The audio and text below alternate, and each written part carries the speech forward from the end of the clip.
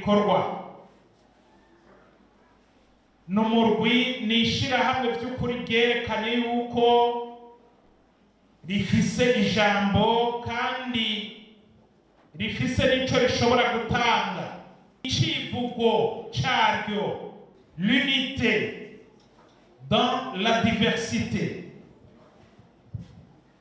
Ubu bumwe dufise mu kudasa kwacu ni ikintu gihambaye cyane. Ibyo ndizera neza abatari bake baramaze kubibona. Turiko turaraba kuva mu mwaka w'ibihumbi 2005 aho dushobora kuvuga tuti yari ibaye intango nshasha ku gihugu c'u Burundi.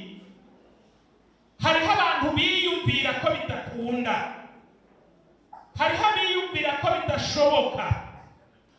Mugabo nagira ndababwire, hariho abagabo, hariho abagore, hariho imisore, hariho inkumi bahagurutse baravuga bati mu kudasa kwacu igihugu c'u Burundi dutegerezwa kucubaka. Nashimiye cyane nyakubahwa Honorable Martin, ariko anyibutsa mbere ico gikorwa cabereye imwaro. Nagira ndababwira ko ico gikorwa si ca kera, mugabo ni muri iyi myaka kuduga uva muri 2005. Nagira ndababwire urya Honorable Martin, urya munyemerere ndabibabwire kuko we duhora tubivugana neza. Urya n'umututsi w'Imuyinga, Honorable Martin avuka Imuyinga, nico gituma mwumvise avuga agaswahili kameze neza, ahembera haga hakurya yaho. Urya n'umututsi w'Imuyinga, nanje ndi umuhutu wo muri Bujumbura. Ndi umuhutu wo muri Bujumbura, aho bita Bujumbura rirare. Murabyumva? Abahazi muca mwumva na histoire yaho, sibyo kayemwe?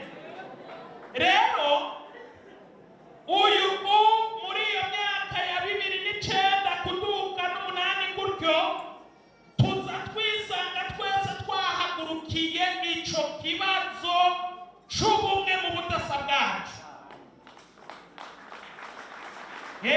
Ubumwe mu budasa bwacu duca turagenda imwaro. Aho imwaro dushitseyo mwumvise ko Ezekiel Nibigira avuka muri Bujumbura, umuhutu, na Honorable Martin avuka Imuyinga, umututsi. Duca turyama ku gatanda k'imetero 120, dukomera amashimana.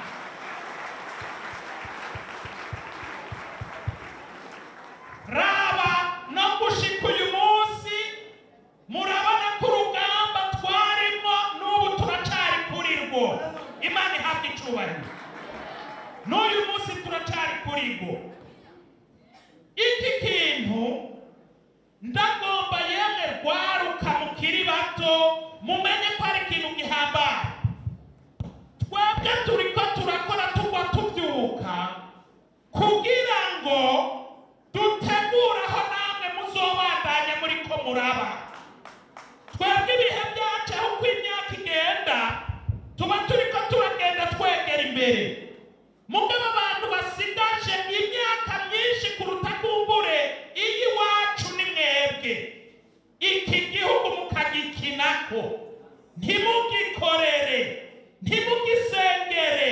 Umwe wese yumve ko aterera ico ashoboye, ntimumbaze n'akazi kanyu kizima. Twebwe abavyeyi banyu ibyacu turiko turabikora.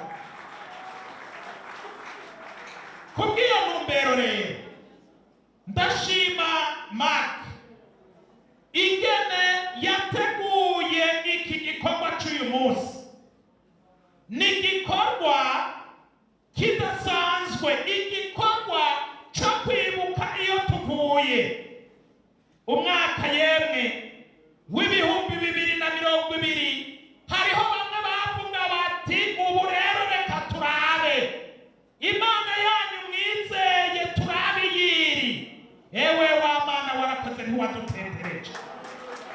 Yesu ashimwe, Yesu ashimwe. Amashi menshi y'urubura, amashi menshi. Mana warakoze, warakoze Mana, wowe utadutetereje, warakoze ko watujabukije umwaka w'2020 amahoro.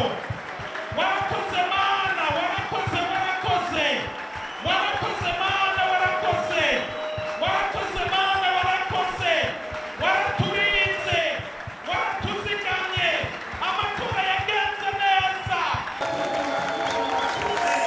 Imana ihabwe icyubahiro, warakoze.